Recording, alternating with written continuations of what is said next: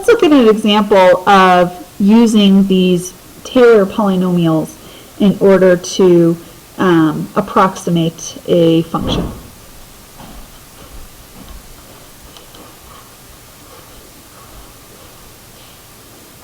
So we're going to use the function, in this case, f of x equals the cosine of x. And we're going to say that it's centered at a equals 0, which is something I haven't talked about yet. Centered at a equals 0. And we're going to find the Taylor polynomials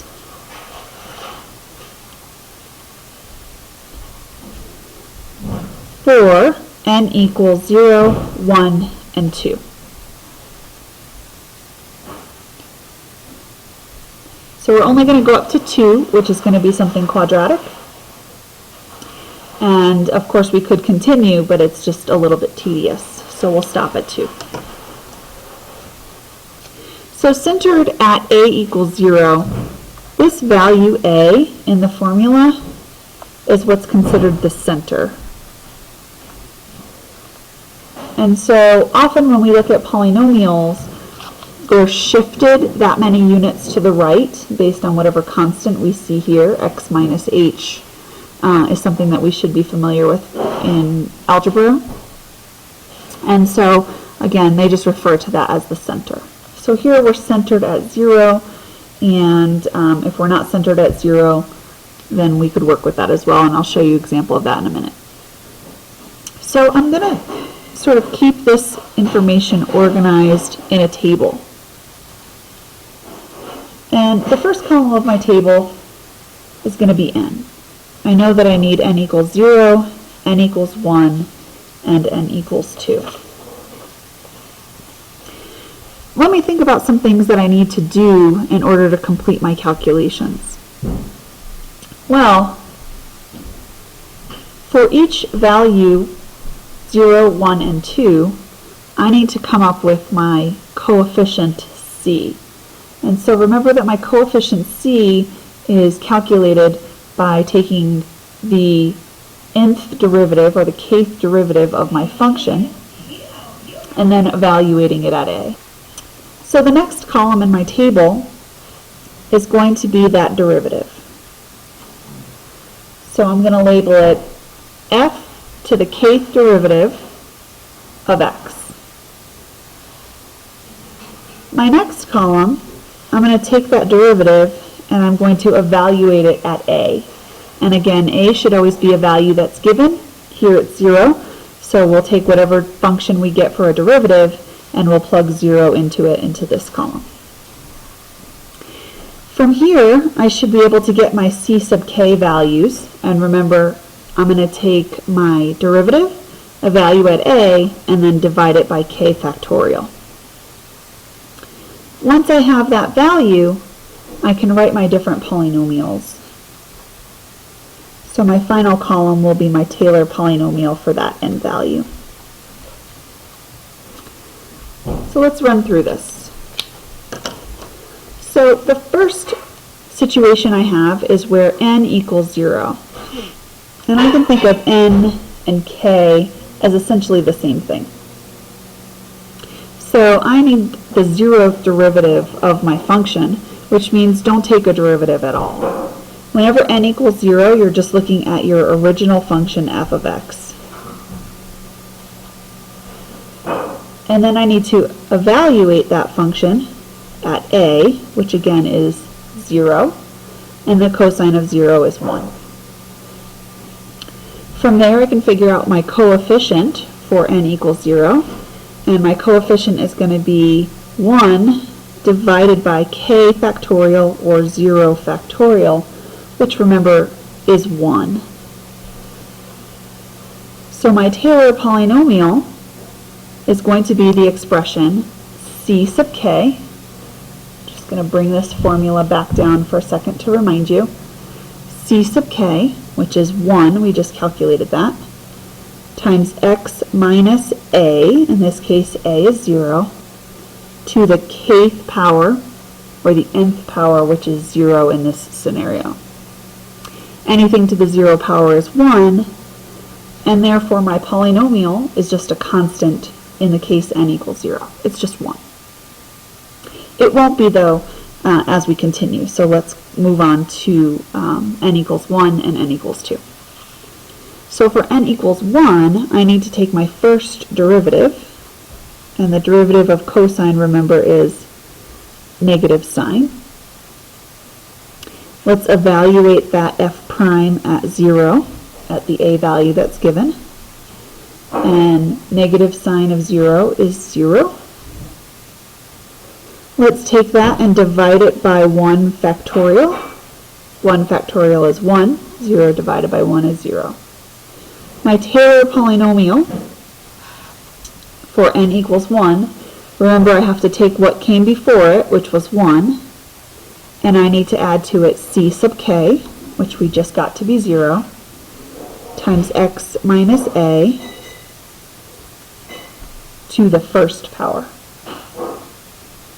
Because this x to the first is being multiplied by 0, in this special case, this whole term cancels out, and once again, I have a Taylor polynomial of 1 for the case where n equals 1.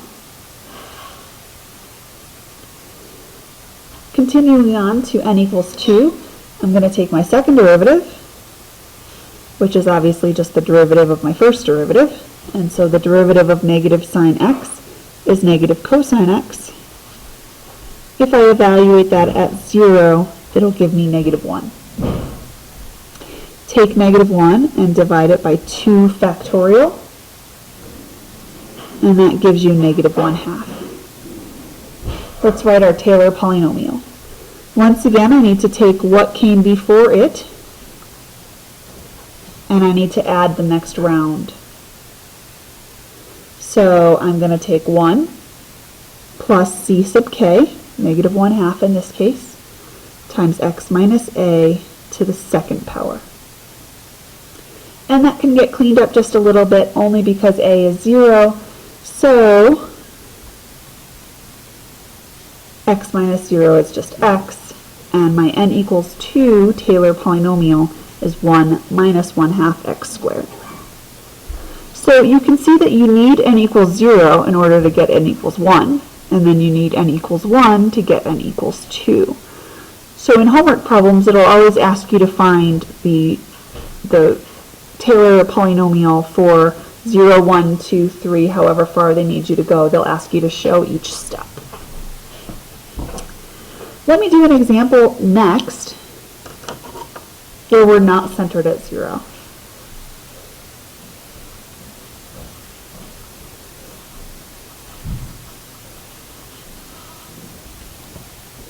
And so for that example, we'll have the function the cube root of x, and we will center it at 8. And we're going to find the Taylor polynomial for, once again, n equals 0, 1, and 2. I'm going to set up the same kind of table. Just helps me keep track of my work. First thing I know I need in my table is my n value, and those are given as 0, 1, and 2. Next, I'm going to need my derivatives. My 0th derivative, which is just my original function, my first derivative, and my second derivative. I'm going to need to evaluate those derivatives at a, which in this case is 8. I'm going to use that to calculate my coefficients, c sub k, and then I'm going to be able to write my Taylor polynomial.